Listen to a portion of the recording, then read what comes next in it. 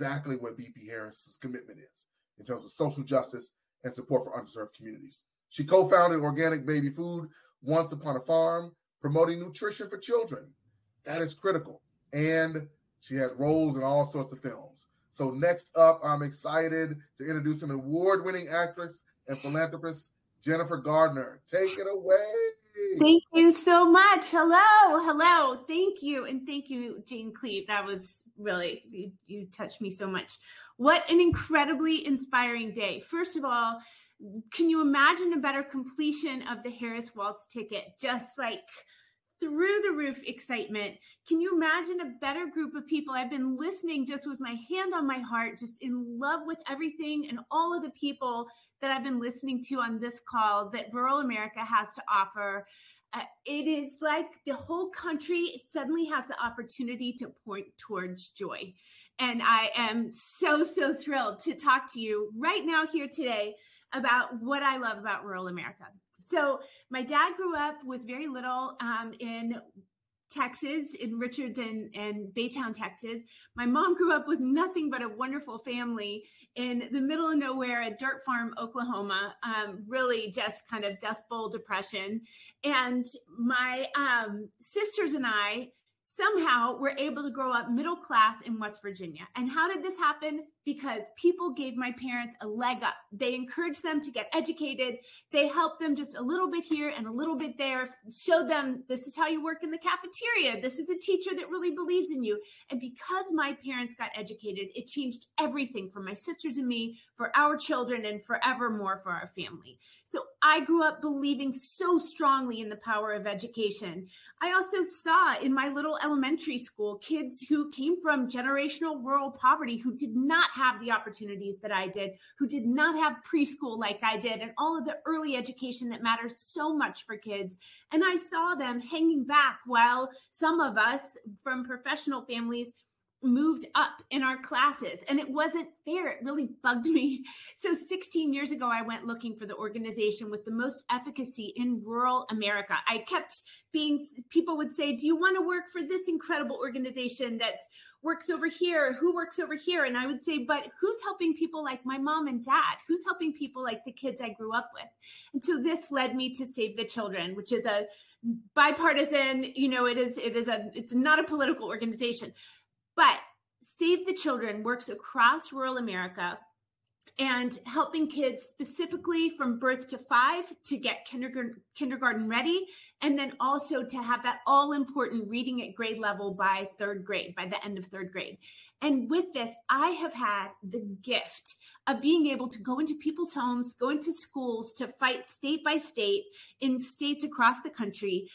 And I have seen the patchwork of rural America, the gorgeous patchwork of kids in Mississippi and South Carolina versus Appalachia, or kids in Appalachia versus our beautiful indigenous communities, or kids where English is a second language, here in California or New Mexico or Texas, kids where in beautiful, the states where everything happens in the middle of our country, where you are out there growing everything that we all need so desperately. I've been to these homes, I've been to these schools, and I've seen these families struggle. There is nothing but opportunity ahead for rural America. There's no wonder when I go into these homes and see how under-resourced communities are in the middle of nowhere in our country. And believe me, our country is so big, there is a lot of middle of nowhere. And I'm not talking about behind the Walmart. I'm talking about the town behind the town behind the town, who can get to Walmart, with a group of people maybe once a month, because that's how often they can afford gas. And yeah, they're hurting. I mean, in 39 states, kids in rural communities are more likely to grow up in poverty than non-rural children. Rural families are more 20% more likely to receive public assistance. They're more likely, by 43% of rural children are eligible for free and reduced priced meals. They face food insecurity more, even though they will often be growing the food that fuels our entire country. So few kids in rural America have access to preschool, to early Head Start, to Head Start, or to high quality childcare. They're more vulnerable to natural disasters. But here is the kicker for rural America.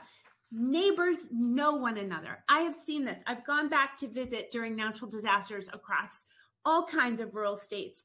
And again and again and again, I am blown away by the connections, the communities, like the community that I grew up in West Virginia, where neighbors look out for neighbors, where if my mom wasn't home when I got home from school, because she was a school teacher and maybe she was still busy or running errands or whatever, I would go right down the street to Marge and I would know that she would have a key for me. And, Mrs. Moore would have a snack for me. And I knew I was taken care of in my community. That is the power of rural America. And that is what all of us have to harness right now. We have to harness that power. We have to get our neighbors excited. We have to show our enthusiasm and our pride as we advocate for the Harris-Walz ticket and to the eventual success of having Harris and Walz in the White House, governing this country and caring about rural America, making sure that there's more opportunity for healthcare in the middle of nowhere, making sure that broadband reaches across our country, that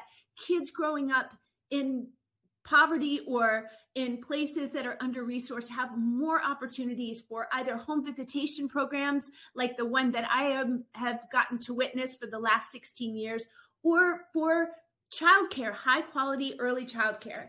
So I'm so excited, thrilled to be here, and just thrilled to go out there, knock on doors with you, show our pride together, and to continue to point our country toward the joy ahead.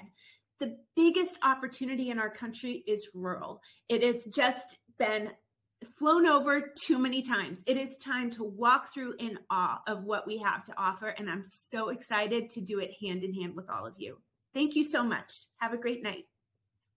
Amazing. Thank you, Jennifer. Look, we have Jennifer on board, and she's right. This work, what we're doing, is about the town,